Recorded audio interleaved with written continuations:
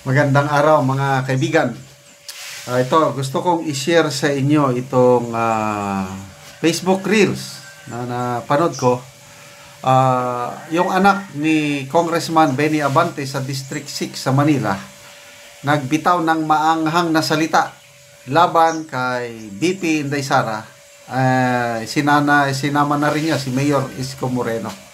Talagang palaban din itong anak ni Congressman Abante. Siya po si Princess Abante. Okay, so pakinggan natin siya. Sa isang rally ito sa District 6 sa Manila. Yung paninira ang kakulangan nyo sa serbisyo dito sa ating distrito. Hindi pa sila doon natigil. Naghanap pa ng dayo. Oy, dayo, si BP Sara. Muli ka. May hugot.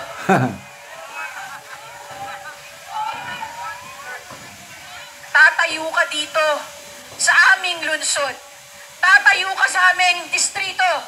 Wala ka naman na ambag sa mga buhay ng aming mga kadistrito. Para bastusin. Bastos. Para siraan ang aming congressman na dilingkod ng tapat at totoo na walang pinipiling panahon. Wow! Magaling! Magaling magdiskurso. Para sa mga tao na hinayaan sa kanilang entablado tumayo ang isang bastos at walang respeto. Tama lang na hindi ka naging presidente ng Pilipinas.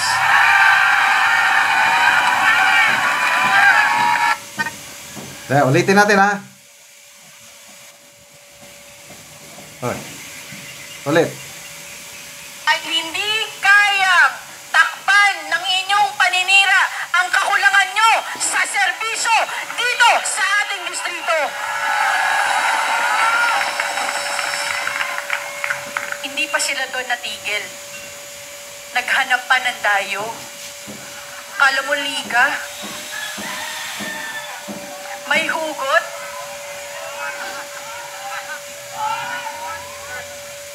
Tatayo ka dito sa aming lungsod. Tatayo ka sa aming distrito. Wala ka naman na ambag sa mga buhay ng aming mga kadistrito. Para bastusin, para siraan ang aming congressman na dilingkod ng tapat at totoo na walang pinipiling panahon. Wow!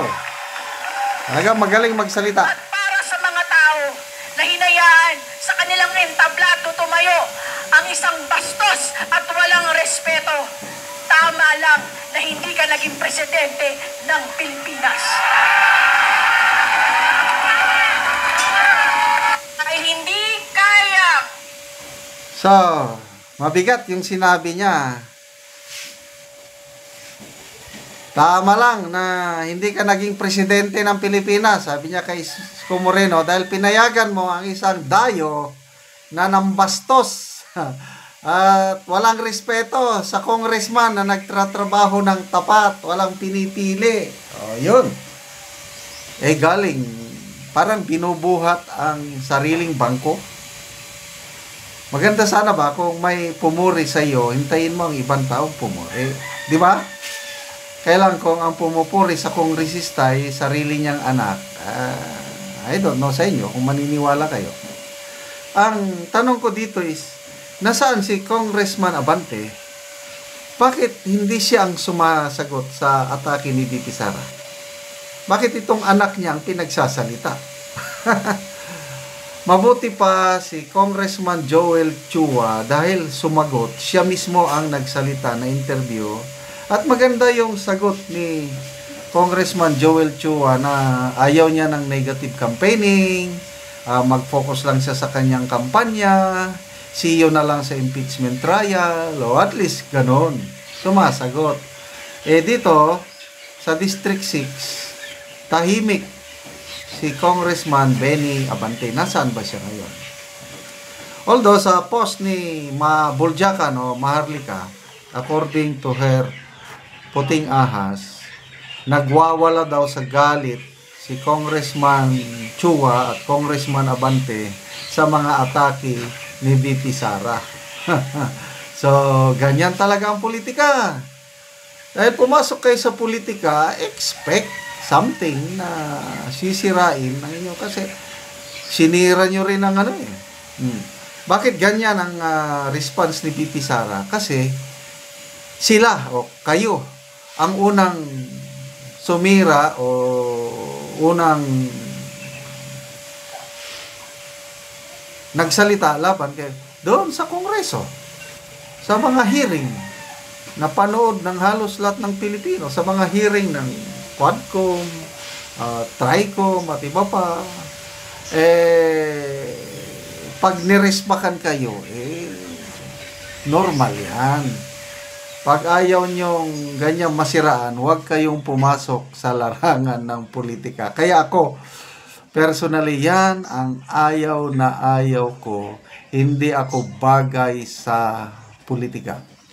Noong kare-retire ko, ng 2015, may mga nagsasuggest, kakandidato ako. Sabi ko, bakit ako kakandidato? Hindi naman ako mananalo pag hindi ako gagastos. Gagastusin ko yung pinaghirapan ko ng 34 years sa isang eleksyon na wala namang kasigurang manalo? Never. Mas maganda, sana, kung politika natin, yung hindi ka gagastos. Para wala kang babawiin. Mayroong isang COMELEC commissioner, former na kalimutan ko yung pangalan. Ito yung statement niya nung bago eleksyon ng May 2022. Ang kandidato, sabi niya, na gumagastos ng marami sa eleksyon, most likely yun ang maraming issue later on. Anomalya. Kasi nga, anong gagawin niya doon sa billions of pesos? Example, presidente, national position. Gumagastos ka ng billions na hindi naman kayang tapatan ng iyong sweldo later on. O, di ba? Talagang may involve ka talaga kasi mahirap. Kaya yan ang problema sa ating eleksyon. Pagdating sa butuhan, yan na. Mabuti ngayon, yung mga ayuda, yun na yung ginagastos. Ayuda, AX, Tupad, kung ano pa yan. Pera ng taong bayan. Yan ang ibinibigay sa mga tao. Kaya, kayo po, nga man nakaka-receive ng ayuda, tanggapin nyo lang. Kaya lang, huwag kayong papayag na diktahan ang inyong boto. Iboto nyo kung ano sa tingin nyo, sa puso't isipan, yung may malasakit, may taos-pusong hangarin na maglingkod sa inyo para hindi tayo kawawa. Okay. So, salamat mga kaibigan sa inyong pagsubaybay sa ating channel. Nakakatulong kayo ng malaki sa Tribong Talandig. Dahil ang sweldo sa channel na ito is pantulong sa tribo, namimigay ng yero at pako para ma-repair ang mga sira-sira bahay ng Talandig. Panoorin nyo ang kalunos-lunos na kalagayan ng bahay Talandig sa Bukidnon. Karon mo na pod ni ang balay nga among bisitaon nga nagkinahanglan og tabang nga kuan lang ang atop kanang kawayan lang. So mo na gid ni makita sa balay nga kagubaon na gyud. Ayo. Ay maingod to te.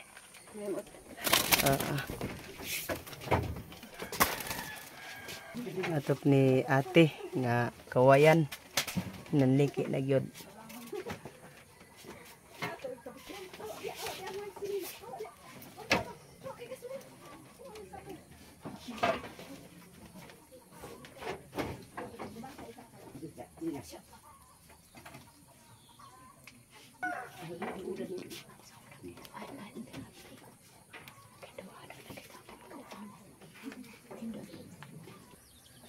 Og karon ate manguha na mo og kahoy kay matagaan na mo og lansang, pako, plinsen para nga makaatop mo.